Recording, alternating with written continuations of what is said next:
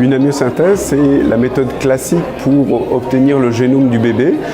Donc avec une aiguille, on pique dans le ventre de la mère pour aller chercher des cellules du bébé dans le liquide amniotique. C'est un examen qui est traumatisant, c'est un examen qui est dangereux pour la santé du bébé et on peut perdre la grossesse à cause de l'amniosynthèse.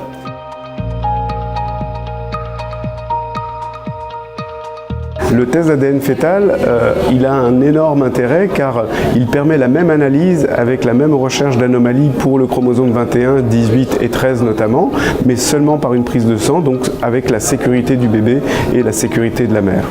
Ils permettent l'analyse du génome du bébé sur l'ADN qui passe par le placenta dans le sang de la mère. Les apports sont énormes étant donné que ces tests sont faits juste par une prise de sang, donc c'est des tests très sécuritaires, aucun danger pour la mère, aucun danger pour le bébé et ça permet aussi un diagnostic très précoce étant donné qu'on peut les faire à partir de 10 semaines de grossesse, donc avoir un résultat vers 11 semaines, donc ce qui est vraiment très précoce par rapport aux tests de dépistage classique ou la myosynthèse.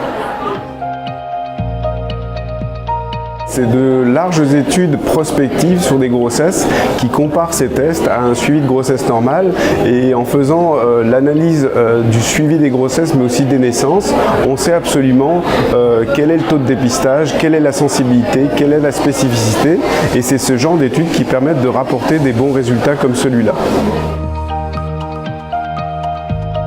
Non, il n'y a aucune contre-indication. C'est un test qui est innovant mais aussi non dangereux pour la mère. Donc c'est une simple prise de sang, donc pas de contre-indication. Le test d'ADN fœtal libre par prise de sang de la mère existe depuis quelques années en Amérique du Nord.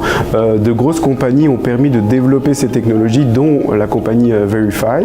Et maintenant, il est accessible depuis très peu de temps à la population du Canada et c'est là le grand intérêt.